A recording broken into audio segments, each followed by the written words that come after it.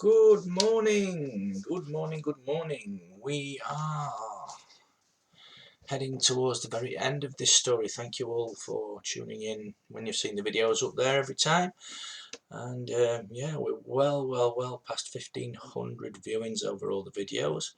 So we've got about 4 chapters left. There's 3 chapters and an epilogue, so we shall see what happens. So I'm going to read for you now two very small chapters in one go. I'm going to read you chapter 16 and chapter 17, and we will see what happens, remembering of course that the boys are struggling. The Green Death has turned around and it's not actually dead, so it's still alive, and it's ready for a bit more vengeance. Here we go. Chapter 16. The fiendishly clever plan goes horribly wrong. Hiccup had been listening for the Green Death's death song, but he wasn't singing it yet. The Green Death was dying, but he wasn't dead yet. What he was very, very angry indeed. Out of his bleeding mouth he hissed weakly, "Where is he?" And then he heaved himself onto his feet and hissed a little more strongly, "Where is he? Where is the little supper? I knew I recognized him. He was my doom. No wonder. The little supper has made a supper of me, the Green Death himself." As the dragon spoke, he was inching forwards, very slowly, very painfully. His eyes fixed on the cliff top, where he could see little human beings beginning to run inland again. The dragon threw back his head and screamed a blood-chilling scream of pure, horrid revenge, dark and tortuous. "I will supper him before I go, I will!" said the dragon, and he leapt forward. "Run! Run!" shouted Hiccup. But everybody was already running as fast as they could. In the distance, Hiccup could see 400 warriors from the tribes of the hooligans and the meatheads coming towards them from the highest point. They must have wondered at the boy's absence and come out to find him. But they won't get here in time, thought Hiccup. And even if they do, what can they actually do? Just then, the dragon landed with a crash on the cliff top. And suddenly the sun was blotted out.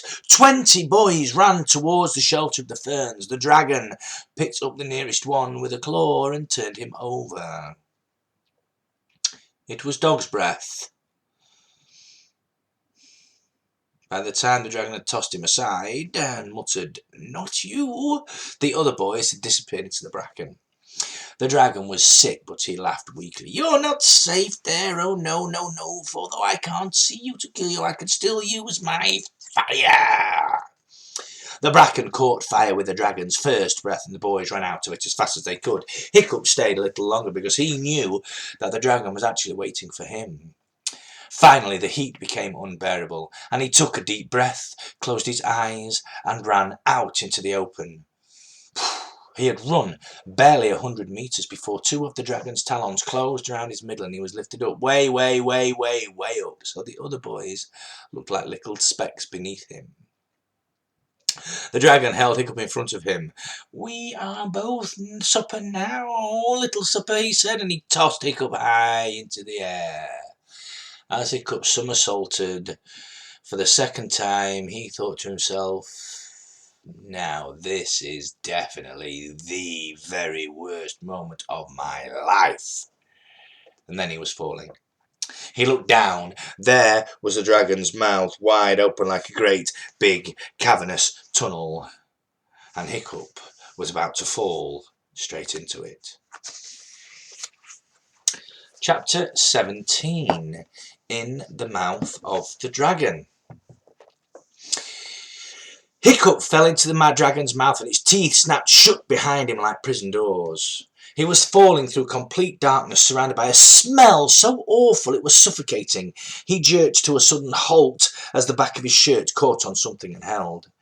Hiccup hung there in the darkness, swaying gently. By 1,000-to-1 chance his shirt had caught on a spear still stuck in the dragon's throat from his famous Roman banquet. Hiccup's foot brushed against the wall of what he presumed was the dragon's throat. The dragon's digestive juices stung like acid, and he snatched his foot away. Above him, Hiccup could hear the dragon's great tongue sloshing and lunging about his mouth, trying to find Hiccup so he could crunch him to death.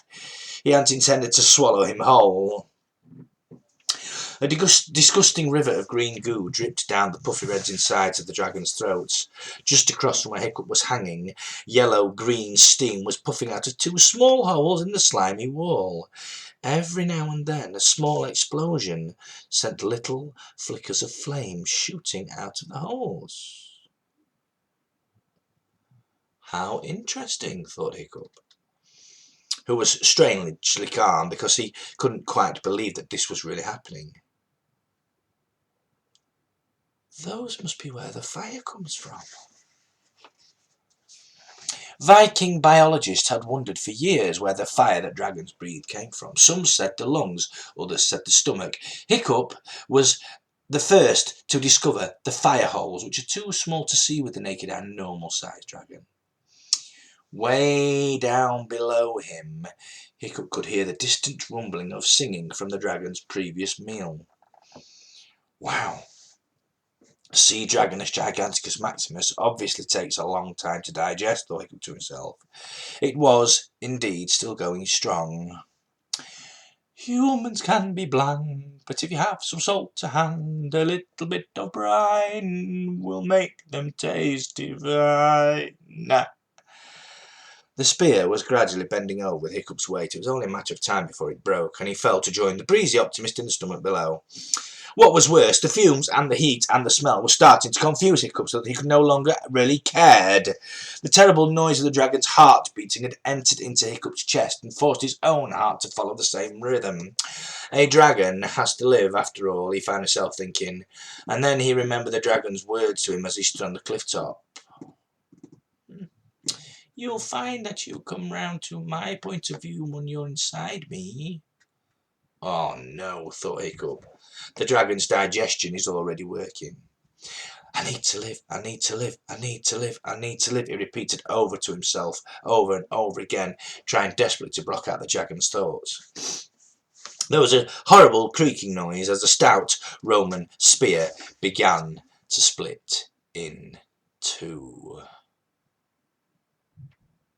And that is the end of the reading for this video. So young Hiccup finds himself in a bit of a precarious situation now, doesn't he?